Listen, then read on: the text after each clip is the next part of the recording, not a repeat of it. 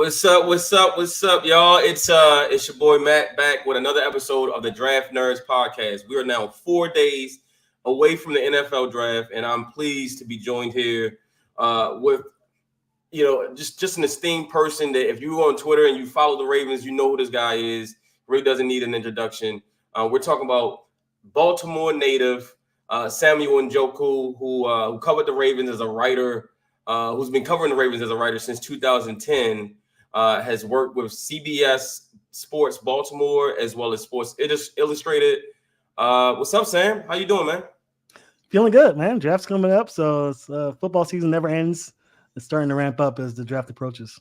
Never ends, bro. Like you hit it right there. Like for folks like us in this profession, it's a nonstop grind, right? There is no, the draft is over and then we can all rest now. No, you got to get ready for the next year's draft. So you got to start studying those prospects as well as understanding the team that you're covering, their needs and things that they're doing and what they're doing in the offseason.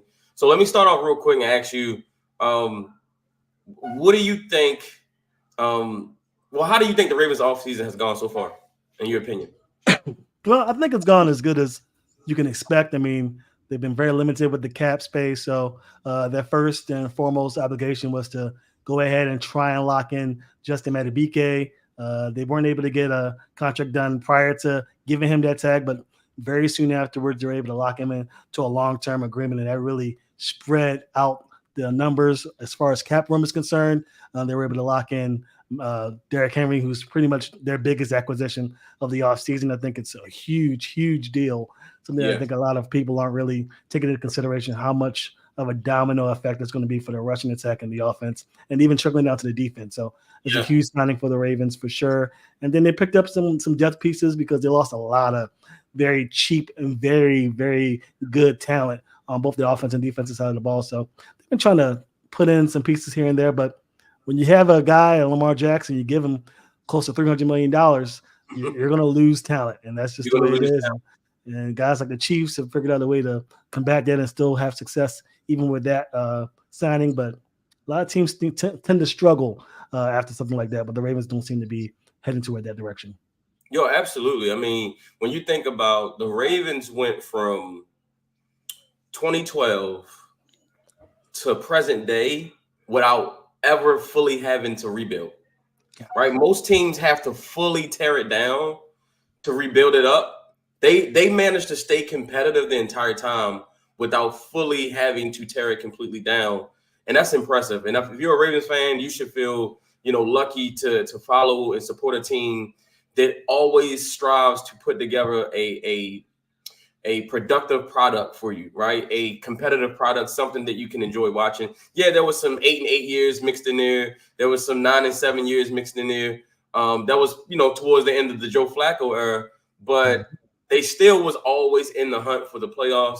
And obviously we know what happened with the fortunes of the team when they drafted Lamar Jackson. You mentioned some of the pieces they was able to retain. How big is it, in your opinion, that Michael Pierce was retained? Not Michael Pierce, I'm sorry. Justin Madubuike was retained in the offseason. Oh, man, it's huge. Aaron Donald just retired, and pretty much the whole NFL is like, ooh, sigh of relief. That's such a dominant interior lineman who can get after the quarterback was able to retire. But just behind him, guys like Justin Madubuike have reared their head, and it takes a while. Madubuike's didn't have the stellar career right off the back. So they coached him up, built him up, and slowly and surely he built himself as one of the more dominant interior linemen. So having someone like that in there who commands double teams, commands game planning by their offensive coordinator it's huge. It can't be understated. So getting him locked in for years to come in his prime is much success to the Ravens. Good job by Eric DeCosta in their front office for getting that done. Yeah, absolutely. I thought that was just like, when you look at, I think sometimes fans look at it as, well, we didn't have a great offseason because we didn't sign a lot of outside players. But sometimes the best moves are the moves that you make when you re-sign your own guys, right? Because the object of the draft, which is in 4 days, is to draft guys, develop guys, and hopefully those guys become good enough that you want to pay them and that you would need to pay them. And if that happens, then you should pay them because that's homegrown talent that you developed, as opposed to having to go overspend for other teams' talent. So yeah, man, I love what they've done so far, and I'm really looking forward to seeing what they do coming up here this Thursday. So again, let's piggy off of that and go to this question here. What do you think the Ravens need to do to overcome the Chiefs in the AFC? I mean, unless the Chiefs get a dominant wide receiver and really fix some things that were ailing their offense, which is really pass catchers, not having someone that is reliable enough outside of Kelsey for Patrick Mahomes to get the ball to. They don't have to do much. I mean, the Ravens were the better team. They just, they got nervous. I guess the inappropriate word, but the word I'm going to use is they choked in the AFC Championship game. They were the better team when they wound up losing. So they bring their core back. You have Lamar Jackson. You bring in Derrick Henry. You have a dominant defense of Kyle Hamilton, Marlon Humphrey, Benedike, Roquan Smith. These guys are all coming back. So what you're trying to do is really complement this team, really slow the bleeding from losing those talented backups that you did in Geno Stone and Patrick Queen, who's not really a backup, but second to Roquan Smith, and go from there. So if they build upon what they did in the offseason, last season, fortify their holes and go back at it again, they have a good chance as any. It's really about staying healthy, because last year they were very healthy heading into the playoffs, something they haven't experienced at all through the Lamar Jackson era for all intents and purposes. So stay healthy, do what you did last year, build upon your performance, and you'll be back at it. No, absolutely. All right, so we are joined here today by Samuel Njoku, host of the Ravens Talk podcast, and we're talking Ravens, what they need to do to overcome the king of the AFC right now, which is the king of the NFL right now, which is the Kansas City Chiefs, who just did back-to-back. They just went on back-to-back Super Bowl runs, looking for the first ever three-peat. As you can see here on the screen, if you don't already follow Sam, man, make sure you follow him. He's a great follow. Some of your content is hilarious, especially during the season about the Ravens wide receiver position. Speaking of the wide receiver position, what do you think? I'm sure you saw the UK Ravens had Eric DaCosta on the podcast recently, and shout out to UK Ravens. And he was asked a question about who do you think is a potential breakout player this year for the team, and he mentioned Rashad Bateman. Now, what do you think he really meant when he brought Bateman's name up, unsolicited? And do you think Bateman is primed for a breakout season with the Ravens? It 100% depends on the draft.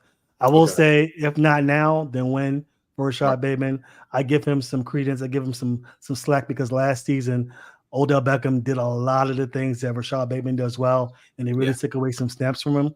If you really looked at the film, you saw that if Rashad Bateman was getting touches, Odell Beckham wasn't on the field, and vice versa. So they really had to try and find ways to get both of those guys involved.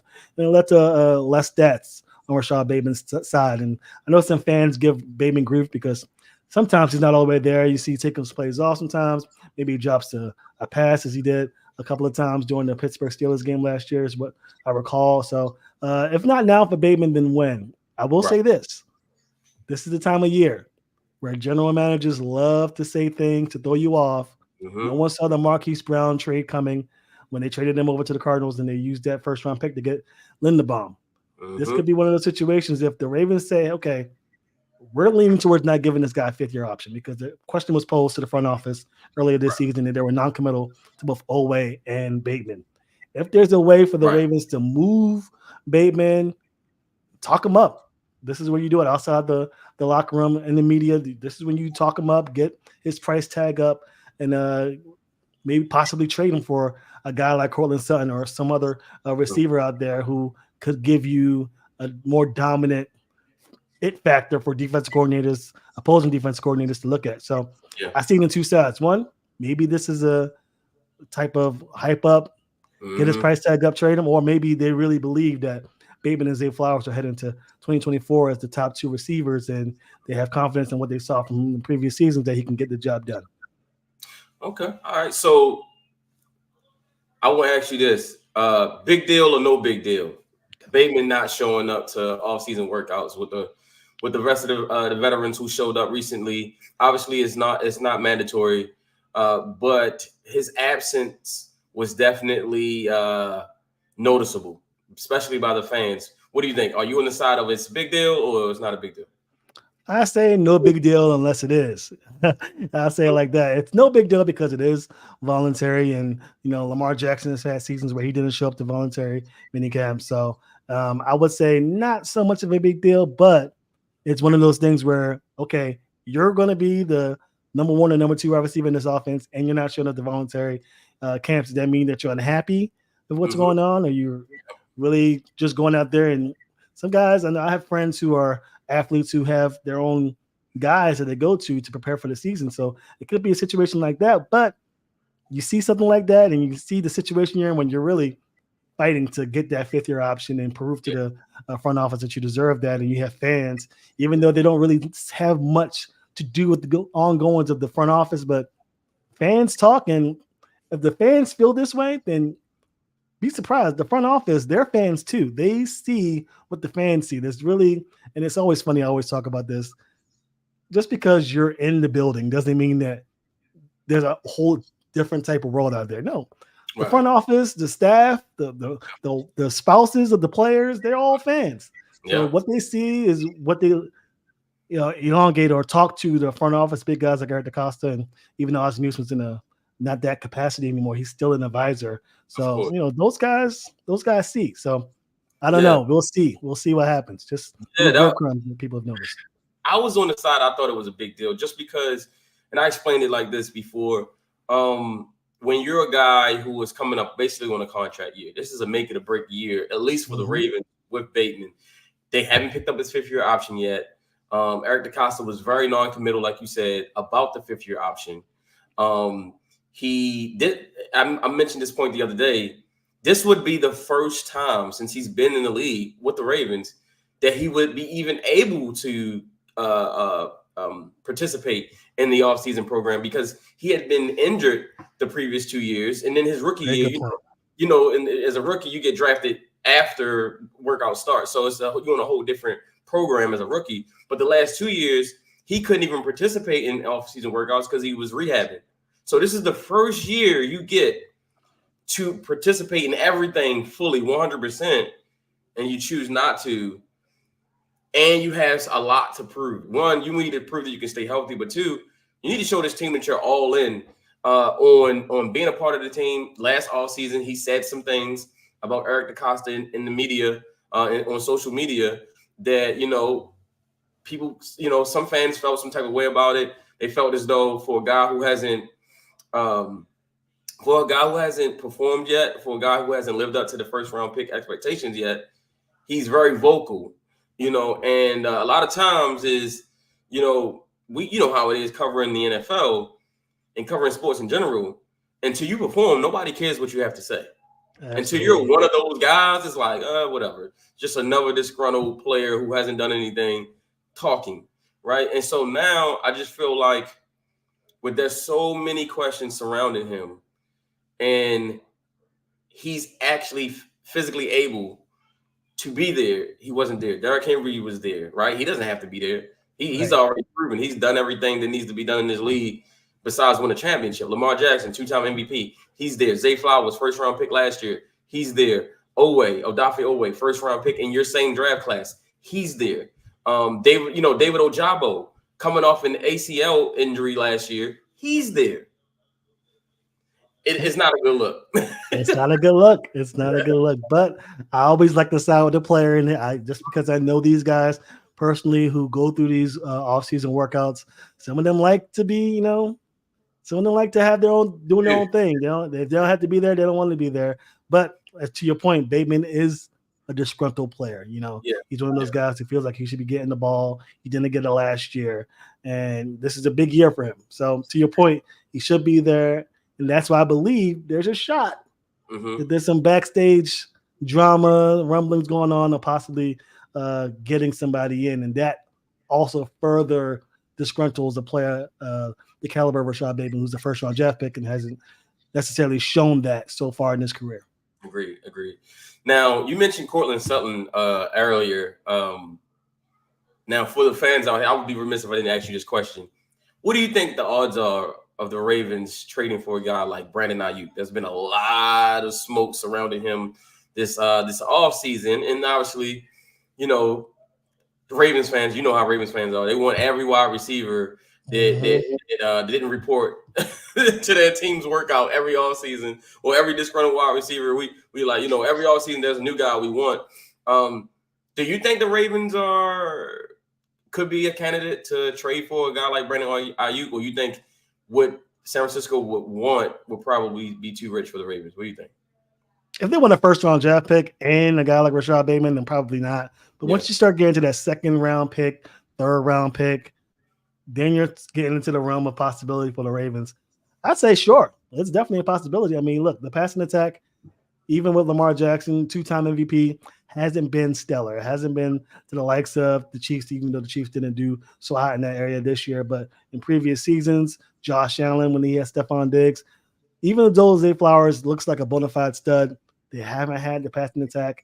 And Rashad Bateman, who they gave a first-round draft pick to get in here and do some damage, hasn't really, even though he has been injured, hasn't really had that type of impact. So if you can get a guy like Brandon Ayuk, who we know he's a baller, right. Cortland Sutton, we've seen him on film. We know what he can do, even though he's had pretty trash quarterbacks to have to throw the ball to. You make that decision, but you got to bring it up. The cap space isn't what it needs to be right now. They have to do some moving around, and they have the capability to be flexible with the cap to make a move like that. But again, it all depends on what happens in the draft. I think after the first round, after all those players are done, you get to pick 30. Maybe the receiver you wanted, maybe a lineman you didn't want it isn't there. You make that phone call to San Francisco. You make that phone call to Denver to see about getting a premier receiver over here, and that definitely means goodbye to Bateman. There's no way Bateman will allow another receiver to come in here and take catches away from him. He'd be gone. He'd be gone. If they bring in another vet, it's over with. Yeah, for sure. No doubt about it. All right, so I gotta ask this question because it's a popular topic every offseason with the Ravens fans. There's people on both sides. There's people who love John Harbaugh, right? And then there's people who want to see him gone yesterday, right? Some people feel like he's worn out his welcome. Since 2012, this was a staggering stat to think about it. Since 2012, the Ravens have been in one AFC Championship game, and that was the last season's. And so some people feel like, he's a good coach, but they just feel like, just like everything, his expiration date has come and gone, and yet we're still holding on to him. Now, as a guy who was in that locker room, covering the team, interviewing the players, and obviously during your time covering the team, John Harbaugh was the coach. What do you think about that? What do you think about fans wanting to see John Harbaugh go? And is it fair or not?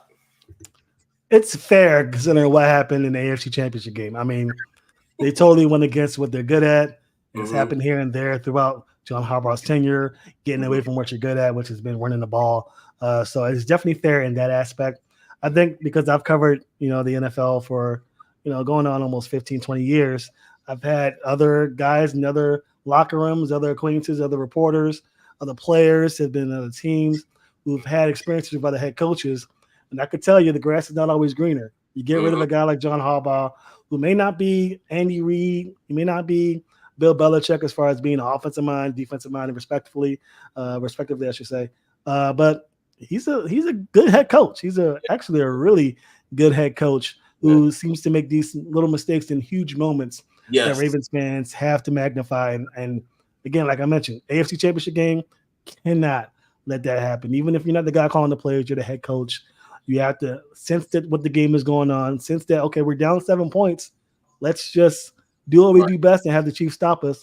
That didn't happen, and it cost them a Super Bowl. So in that regard, I get where Ravens fans are coming from. I will say this, having spoke to Steve Bisciotti before, having spoke to Eric DaCosta, Ozzie Newsome over the years, John Harbaugh's not going anywhere. He's not going anywhere until he's ready to go, save for a disastrous upcoming season, something that they totally fumble the bag. If they're bringing this roster, they're not. It's not the same roster as last year, obviously, but to No. come into this season and then to not make the playoffs with this roster, then you could start talking about changes that need to be made. But this guy was 8 points away from a Super Bowl. He's not going anywhere anytime soon. It's going to be up to John Harbaugh to decide when he leaves. And whenever that happens, maybe a guy like Zachary Orr, homegrown player turned defense coordinator, could possibly come in, step in and take that role. But I don't think that John Harbaugh is going anywhere. And in my belief, I think John Harbaugh's a top 5 head coach. He does make mistakes. And if you find a young guy like Mike McDonald, for example, I know a lot of fans wanted him to come in and be that guy to take over for John Harbaugh.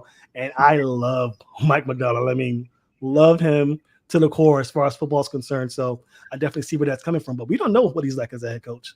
We don't know if he can make that transition from DC to head coach and be an effective leader on and off the field. We know that about John Harbaugh. So I think fans could be frustrated, visibly so. And I agree with it to some extent, but Harbaugh's not going anywhere, guys. Sorry. Yeah, no, I don't think he's going anywhere either. Like, I said, man, look, that's EDC's homeboy, and and Steve Bisciotti, they're all very close. I would say for him to get fired, like something catastrophic would have to happen. Like the team would just have to completely quit on him. They would have to have a losing season to the point where not just any losing season, right? Not an 8-9 season. They had some injuries. It would have to be the wheels fell off. Like they went 5-12. And the team is no longer responding to him type of situation. I will say, though, someone gave me a comp for John Harbaugh, an NBA comp. They said he reminds me of Mike D'Antoni, a great regular season coach, but then you just can't get it done in the playoffs. Yeah. I will say this. I was definitely one of the people against firing Brian Billick back in 2007. Yeah. I thought that it was a dumb move because he had just won the Super Bowl a few years prior, and he was such an attractive coach for opposing players to come in. Players would come from great situations, dominant stories with other franchises. They would purposely come to Baltimore because they knew the training camp was easy. He was lax. He was a player's coach. He let the players pretty much lead the team, and that hasn't been the case with John Harbaugh. But to my point, I thought that was just a crazy move to bring in a John Harbaugh who doesn't really have an experience as a coordinator, let alone a head coach to come in and lead the Ravens. But it worked out. They got a Super Bowl, and they were close to winning another one. So maybe it's time for a change. Who knows? But I just don't see it. Definitely not this year. I agree. I think, whenever you get used to something, we can kind of be unappreciative a little bit sometimes because we're so used to having a good head coach. We're so used to winning a lot of games. And we have not gotten to where we want to get to. But let's be honest. Outside of the Kansas City Chiefs, not too many teams have over the past 6 years. Exactly. It's some teams that have never made a Super Bowl ever, and there's a lot of teams that don't even have a championship. So again, like I said, I think things would have to just completely fall off for them to make a decision on him. So unfortunately, Ravens fans who don't like John Harbaugh, he's going to be your coach for a while. He's going to be your coach unless he decides to retire. Are you real quick before we go to the next topic? Were you on the same page as I was, thinking that they were grooming Anthony Weaver to be Harbaugh's successor? I thought that was the play. Yeah, it was the play. I'm not going to say it was talked about, but people who follow the team, people I talked to on the inside said Anthony Weaver and Zachary Orr were the two guys that were being groomed for it. And when Anthony Weaver didn't get that defensive coordinator nod, that was when they decided to move on. Well, he decided to go elsewhere. But yeah, it was Anthony Weaver. I'm telling you, Anthony Weaver was very highly touted with that team, and Zachary Orr as well. So that's why I believe Zachary Orr could be the guy moving forward if Harbaugh decides to leave. So did you think that? So was Anthony Weaver? Did he leave after? So do you think Zach Orr was offered the job before Anthony Weaver left? I think the writing was on the wall. I can't. This is speculation at this point. I'm not 100% sure, but I think the writing was on the wall that Mike McDonald was definitely leaving. I think people figured that out pretty early on, even before the playoffs started, that McDonald was likely going to be heading elsewhere. And once that conversation started, we started to hear rumblings that Zachary Orr would be likely next in line, and that Anthony Weaver was probably going to have to start looking elsewhere. That's speculation. I don't know 100% on that because I haven't heard definitively. But when I was looking around to find out, who the next DC was. That little tidbit did come across me that Anthony Weaver was highly touted with the Ravens as well. Nice. Okay. Yeah. All right, cool. Well, next topic. So you tweeted something the other day, I think it was yesterday, that really caught a lot of Ravens fans' attention in the Ravens flock. And I'm going to put the tweet up here. Said, I think the Ravens are going defense in round 1 and not the corner I've been hearing recently. Sir, the floor is yours. Would you care to elaborate about this tweet? And yeah, tell us, man. What do you think the Ravens are going to do? So you obviously think they're going to go defense. Who do you think is going to be? And elaborate a little bit more of the guy that you've been hearing recently. Well, I think we can all say that the Ravens' top 3 needs or 4 needs, I would say, is offensive line, corner, receiver, and edge rusher. I think those are the top 4. Now, the way the draft is setting up, and again, I haven't, draft is a draft. Who knows what's going to happen? People trade up and trade down all the time. But the way it's looking, it looks like it's going to be a straight shot for a quarterback, obviously, for the first 4 or 5 rounds. Yep. A lot of offensive linemen, a lot of wide receivers leaving the board early. And by the time it gets to 22, 23, excuse me, a lot of good offensive linemen, a lot of wide receivers that the Ravens are touting are likely going to be off the board, which leaves the question, do you trade out of the first round? Do you trade up to grab somebody? Do you stay put at 30? And if you do, are you reaching for a guy who's likely more of a second fringe, third round talent to fill a need? Or are you going for best player available? Now, if you're going best player available, there's going to be loads of very good corners that are going to be available. I don't think Kool-Aid McKinstry is going to be available at 30. I think he's going to be gone before that. That's where my tweet was coming from. Okay. I really, really like Mike Sainristil from Michigan. Yep. I think that he's going to be a stud. When I see him, I think Kyle Hamilton immediately. Now, my only gripe with that, he's 5'10". Yeah. He's more of a slot corner. The Ravens have fill as slot corners. Yep. He'll probably fill a role very similar to what Kyle Hamilton's doing. He could be a hybrid between corner and safety and excel. That would be greedy of the Ravens to get a guy like that. But there are other corners out there. There are other positions out there. When you have offensive lineman and receiver at such a rush, and I really think once the first 2 or 3 wide receivers go, these teams are going to start trading up to get these guys because there's so many good ones. Not all worldly talent after the first 40 picks, but after that, the talent drops, but not too much where you're reaching. So I think the Ravens have a chance to get a good corner, maybe even an edge rusher like Chop Robinson if he's available. Who knows? But it'll be okay. It'll be a bad move if the Ravens use that pick on Mike Sainristil. I think on the nickel corner in the first round, I think it'll be bad, but it'd be very enticing for the Ravens to either trade down and hope he's there. I'm not sure he's even there at 31. I think the 49ers see a guy like that. They're already loaded like the Ravens. Yeah, that's a shot on him. Yeah. So if you're nervous about that, maybe you pull the trigger. Eric DeCosta's not afraid to take a chance on the guy and really hear from the fan base afterwards if he turns out to be good. I'm just saying, offensive lineman is not guaranteed. I don't think receivers guaranteed unless they trade up. I think A.D. Mitchell might be there between 21 and 27. And I think the Ravens might have a real conversation about possibly trading up and grabbing a guy who can be the X receiver in offense that doesn't really have one.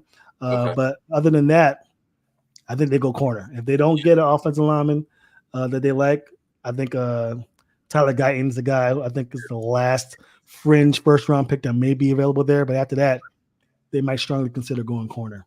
Yeah. It's so funny you said that. So before you even tweeted out what you tweeted yesterday, I had said in a space a couple of days ago that I just got this feeling the closer we get to this draft, I can see the Ravens trading back and getting a guy like Mike Sainristil. I don't know if he's a lock for the first round. He's nickel corner. He's a very specific position, so the positional value is not there. But I think that if you trade back, let's say, Carolina wants to trade up from 33 to get one of those receivers, or let's say, I don't know, let's say a team that's picking like Patriots or something like that, or a team like the Raiders want to come up and get a quarterback. Let's say, Penix is still there and we get to 30 and they say, we want to come up and get a 5th-year option. I think we move it back about 10, 11, 12 spots. and then pick up extra draft capital and then take a guy like maybe Mike Sanderstill. So yeah, that'd be interesting. He would be a luxury at this point because you have guys that fill that role already. Obviously, they just re-signed Arthur Millette. They have Pepe Williams coming back. Hopefully, he'll be healthy. And they also re-signed Darius Washington as well. So he kind of be a luxury, but he is a really good player, man. Ball skills, he's a converted wide receiver. He's just a really good player. So then that takes me to obviously right into a nice segue right into the draft. What do you think the Ravens draft strategy should be? Do you think they should trade up? And you know what, they don't do that often. That's not something they normally do. But when you're a team that was just in the AFC Championship game, you were 14-3 last season. To me, I think you need to come out of this draft with quality more than quantity, right? I feel like a couple years ago, remember, I think it was 2022 where the Hamilton draft, where we had all those 4th-round picks, and people were saying before the draft, there's no way the Ravens are going to make I think it was like 6 4th-round draft picks, and they made all the picks. So I think that was more of a quantity draft. They wanted to get as much talent on the roster. Now it feels like we need to go quality. We need guys that can help us win now, but also be still young enough to be a part of the future. What do you think about that? Do you think it's a trade-up scenario? Do you think they should trade back? And if you were Eric DeCosta, what position would you be looking to get? Very good question. I mean, very good question. I think that the Ravens are definitely in a quality type of draft. Now, again, all of their core guys are still here. They're locked in for a few years. You got Lamar Jackson. We talk about it all the time, at least I do. The four horsemen of the 4 stables of the franchise. Great quarterback, great head coach, great GM, great owner. I mean, you can get a quality guy. So my thinking is I'd be surprised if the Ravens trade back. I think there's more of a possibility of them trading up than trading down. I think that Eric DeCosta is very aggressive. If you ask me this about Ozzie Newsome, I say, oh yeah, Ravens are trading back. I wouldn't even watch the draft because that's how confident I would be that the Ravens. There have been years where the Ravens are traded out in the first round. I didn't watch it because it was a foregone conclusion. I mean, Ozzie Newsome, great GM, but he's very predictable in what he does in the draft. Ever since he traded out that first-round pick for Kyle Bowler, I know Ozzie Newsome. If he wants to trade back, he'll trade back, no questions asked. I think Eric DeCosta is the opposite. He's very aggressive. If he sees a guy he likes, he doesn't care. He'll definitely go and get him. So I would not be surprised if the Ravens trade up. I think if they do trade up, it'll be either a receiver or offensive lineman. I think if you trade up in this draft in the first round, it's for a receiver or O-lineman that has fallen through to maybe the 18, 19 realm. I don't think they trade too much to go up to like 4 or 5 for no reason. I don't think they're that type of guy. But once you see a guy fall into the teens, late teens, I think you'll start to see the Ravens fill some phone calls and move up because there's a line. I think it's like 25 or 26 top players where they're really bona fide game changers in this draft. And then after that, it starts to trickle and you have the decisions to make. So I think the Ravens trade up. I think if they have an opportunity and the draft falls the way I think it might, there's some guys. A.D. Mitchell is a guy that I really like. Tyler Guyton talked about. He could possibly be available if he goes down to the team. The Ravens don't want to take that chance. Get a guy like him. So I think trading up. I don't think trading down is in their realm right now. I don't think. No. If you notice what Eric DeCosta said in the Liars Luncheon, he said, and I think he was telling the truth about this, he said they want a certain amount of picks within a certain range. Yeah. To me, that's because I did the top 100, and to me, I only have 25 players in this first round in my top 30. Right, on my top 32. So if I, go first round, only have about 25 first round graded players. And so to me, you need to get one of those guys. You need to find a way to trade up with a team that really needs more capital because there's some teams in front of the Ravens that don't have a lot of picks. The Ravens have 9 picks in this draft, and they're probably scheduled next year to have about 11 or 12 with all the comp picks coming in. I think you need to find a way to get up to get one of those, what they call in the Ravens war room, those red star players, right? We always, they always talk about, hey, we want to get a red star player. To me, just to throw out a few names, a guy like Graham Barton kind of fits that, the guard tackle from Duke. He reminds me so much of Marshall Yonder. He's extremely versatile and flexible on the line. He can play all 5 positions. And if you've been watching the Ravens for a long time, you remember, Marshall Yonder playing right tackle. He played left tackle. He played guard, right? He played, he was all over the line wherever they needed him. But he was truly a Hall of Fame guard. I think a guy like Graham Barton from Duke would be a great pick. I think you could probably get him around 25, maybe trade from 30 to 25, probably give up a 3rd round pick or something like that. You got 2 4th round picks that you can still play with, plus next year's draft capital if you really have someone you want to get. You mentioned A.D. Mitchell. I'm not as high on A.D. Mitchell as some, especially folks on Draft Twitter. There's some things in his game that I don't think translates to the NFL as far as what the Ravens would need. He did play in the Todd Monken system at Georgia. Didn't really go too well. Ended up transferring to Texas. He wasn't really a number 1 receiver on any team that he played for in college. And so I have a hard time believing that you didn't do something in college, but then you're gonna get to the NFL and you're gonna do it, right? He doesn't. He has a very small drop rate. He doesn't drop passes, but he does have a tendency to allow the ball to get into his body, right? So he's more of a body catcher. And the AFC North is cold, right? It gets cold in the winter, and you got tough defenses. You're going against the Steelers. You're going against the Browns, the Bengals. They tough defenses. You can't be letting that ball get in your body. You gotta have strong hands, and I think that's what made a guy like Anquan Bolden so popular with Ravens fans, is because he was the perfect AFC North wide receiver. I do like a guy like Keon Coleman. I do like Brian Thomas. Yeah, I love Keon Coleman, man. That's my guy. I think he's going to be Brian Thomas is going to be there. No, he won't be there. He won't be there.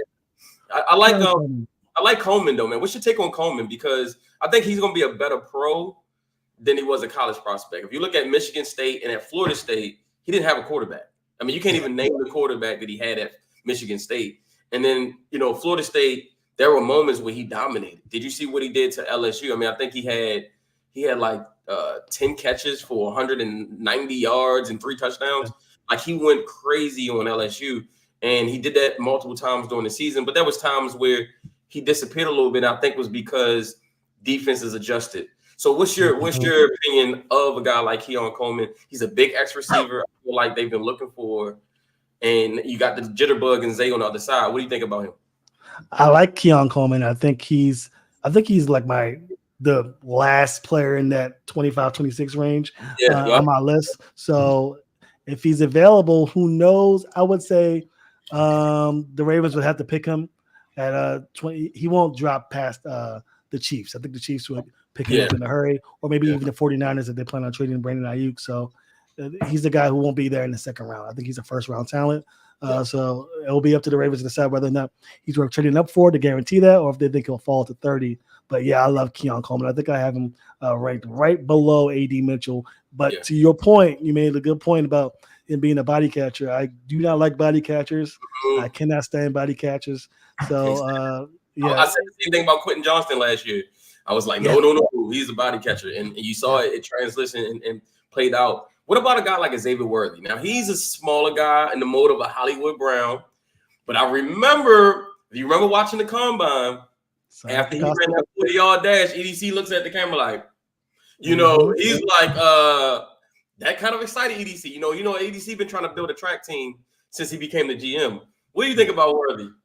I like Worthy a lot. I think the Ravens have too many short receivers, so they'll have to. And they brought in Deontay Hardy, who I think if they were to get Worthy would be a good returner for them. So that was good. He's gonna be. I feel like the Chiefs are another team right there. They picked up Marquise Brown, so they do have that speed threat, something they lacked last season. So we'll see.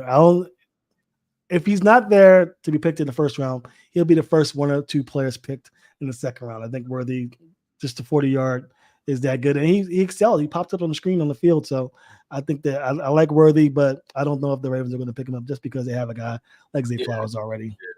They do have a lot of small receivers.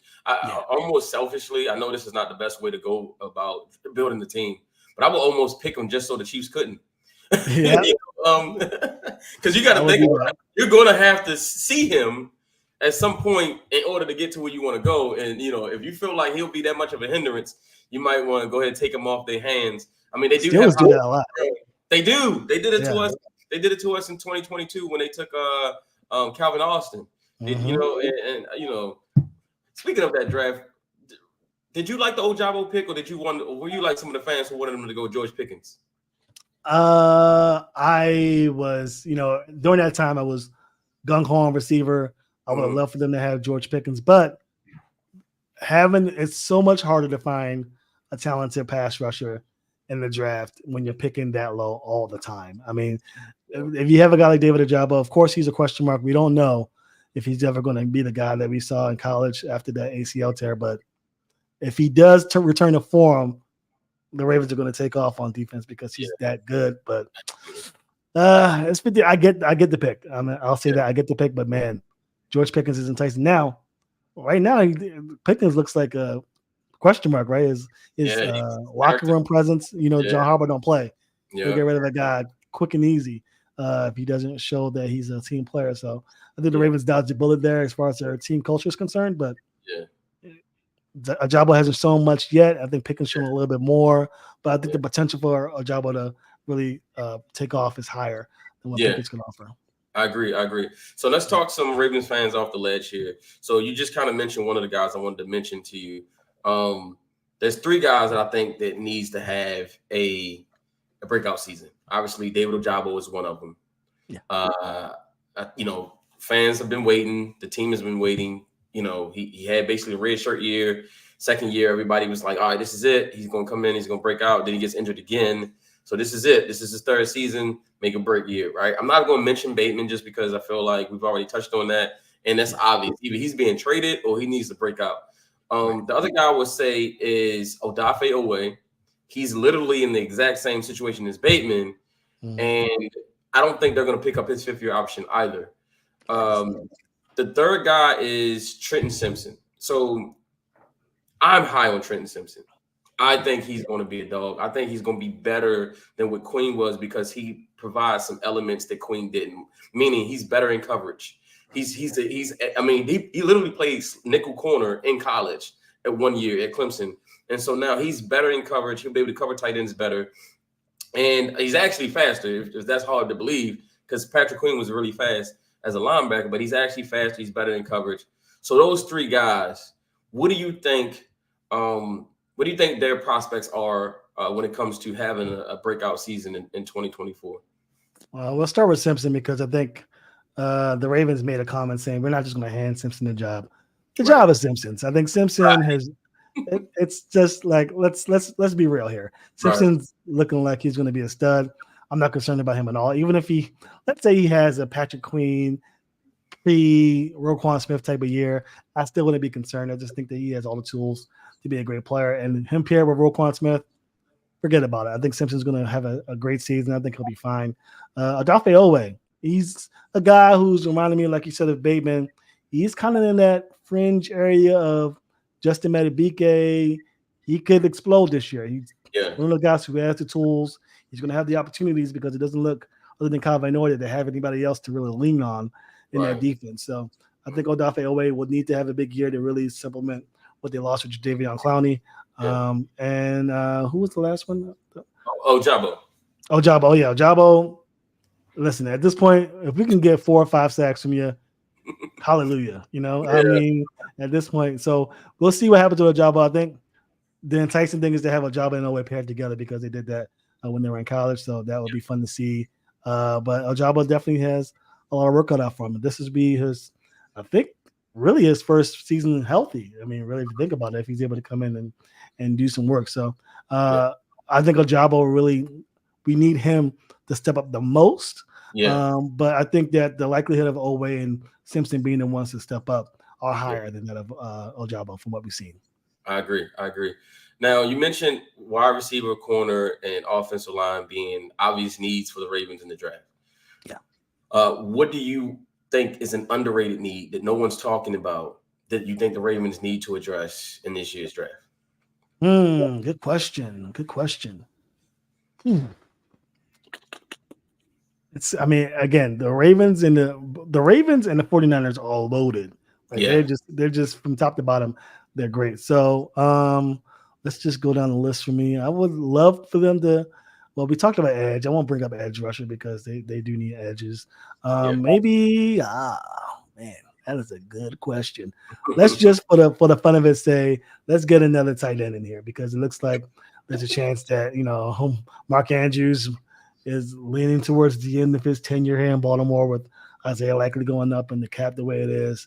He could be a casualty in a year or two. Maybe getting another tight end. The Ravens love their tight ends to bring in, but to be completely honest, they're rarely any holes. Of course, the offensive line needs the most attention. And after that, we're really just picking at it. Cornerback, they have Brandon Stevens and Marlon Humphrey. You'd love to get another corner in there to supplement Marlon Humphrey because he had a down year this year. Let's just call it what it is. Jadeveon Clowney's done, so you need an edge rusher. And that wide receiver, you don't have Odell Beckham, and we don't know what Bateman's going to do. So we really just have Zay Flowers next year to really count on if things don't go their way in 2024. But other than that, the Ravens are primed to go for another run for a championship. They are. Now, the reason I asked you that question is because follow me here. Tell me if you agree. Okay. I think that safety is an underrated need. And the reason why I'm saying this is that this is Kyle Hamilton's third year, meaning next year he is eligible to negotiate an extension. Next year will be his first year to be able to negotiate an extension. Marcus Williams is going to be a decent, he's going to have a decent cap number next year. And you just lost Geno Stone. So what I'm thinking is you could bring someone in this year, fill the Geno Stone role, and then speaking of cap casualty, you move on from Marcus Williams next year, whether it be trade or release, because I believe the Ravens can save about $21 million next year if they release Marcus Williams. Now, the reason why I'm saying that is that once you pay Kyle Hamilton, you're not paying Marcus Williams. You're just not going to invest that much money into the safety position. So right now you got rookie contract, paid safety. You pay Kyle Hamilton, you move on from Marcus Williams, you bring in the rookie. Now you got Kyle Hamilton paid safety and rookie safety to be able to just work together. What do you think about that? I just think that the Geno Stone role was very valuable for the team, but also just as a future, Kyle is coming up, and also so is Tyler Linderbaum. They were both first-round picks in the same draft. I think they should get on the Kyle Hamilton and try to pay him as early as possible. I feel like the longer you wait, the more expensive that becomes because as he adds more all pros to his trophy rack, that price goes up, and so get him done next year and then maybe have a young guy to groom. What do you think about that? That's phenomenal. That's a great point. I think, like you mentioned, Marcus Williams probably has maybe a year left, maybe two, if he really has a bona fide season next year. But yeah, you're right. They can't pay both. Kyle Hamilton's a Raven. I think he might, if he doesn't have a home in Baltimore, he might as well buy one because they're going to lock him up long term. He's getting a franchise tag, whatever. He's just too good of a player to leave. So once you have that side filled out, you really do need another safety. So if they can get one in the middle rounds, fantastic. The Ravens are really good at finding safeties. I mean, they're safeties and tight ends. That's what they're good at drafting. So, and running backs here and now and then. But safeties and tight ends, very good. Their scout team is good at finding those guys down in the roughs. Could be an undrafted guy. Who knows? But you're right. They do need to start thinking long-term about the safety position post Marcus Williams.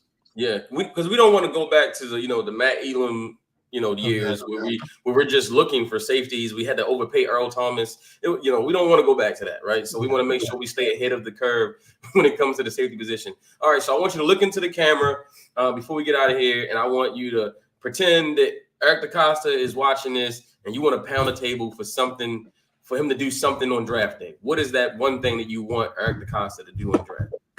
Oof, man, that's a good question. Okay, all right, I can do this. I think Eric DaCosta has to 100% get a premier tackle if you can trade up to get one. You mentioned a Duke player who can play many positions. You have guys, Oklahoma, Tyler Guyan, Mims. Yeah. Find a way to get one of those guys. Do not reach for a player to fill a need and pick 30. If you get to pick 30, no trade prospects available. If you have to look for another position, do so. Do not reach because even though it's pick 30, it's considered a fringe second-round pick, really, because you're not in the top 25. There's still great players to be had at that range that can help your football team in the future. Agreed. Absolutely, man. Thank you so much for doing this. This has been a blast. We got to do this again sometime, man. Hopefully then next time I can come on your pod and we great. can talk Ravens, man. So let people know where they can find you and what do you have coming up? What are you doing for the draft? Do you have anything planned for the draft? And what's coming up for you here soon for the Ravens Talk podcast or whatever it is that you do outside of the media? Like where can people follow you? Where can people check your stuff out? What's up next for you? Yeah, well, the draft's coming up, so we're going to be super busy. We have the draft coming up, and we have, I think I'm going to be doing a show with Ryan Ripken a little early before the draft starts. I'll be on a little later once they make the pick. There's a good chance I'll be doing a live stream reaction, but there are a lot of great content creators out there who are doing live streams for the draft. So depending on how I feel, I may do one. I may just do a reaction after the fact, but you can find us there. Post-draft, I'll be doing a show just to recap what went down in the draft. Go ahead and make the preview from many camps, and then we're rocking to the beginning of the season. You can find me at IG on Ravens Talk Podcast, TikTok Ravens Talk Pod, YouTube Ravens Talk Pod, and of course on Twitter X at Ravens Talk Podcast. Yeah, awesome, man, awesome. And we will have a live stream here with DraftNerds. We'll be streaming the entire first round of the draft. I normally do all 3 days, but we definitely doing round one. So if you got some time, man, come on through and hang out with us on draft day.